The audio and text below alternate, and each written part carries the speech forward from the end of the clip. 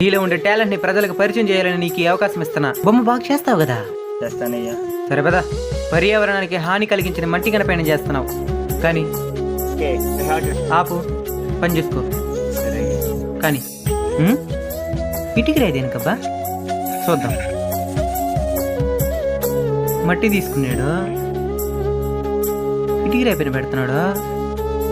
ఒరే పొట్ట శరీర భాగాలని తనితనిగా చేసుకున్నాడు, పొలాల్లో కూర్చుతున్నాడు. ఇదేదో చేస్తున్నాడే, ఇదేదో తేడా కుట్టేసేలా ఉంది కదరా. అనవసరంగా పిలిచినావా ఇన్నే? ఒరే బాగుందా, 4 చేతులు, పొట్టకి పాము.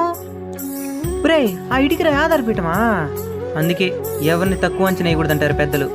ఎవరి టాలెంట్ వాళ్ళదే. జన్మదిన శుభాకాంక్షలు గణపయ్య.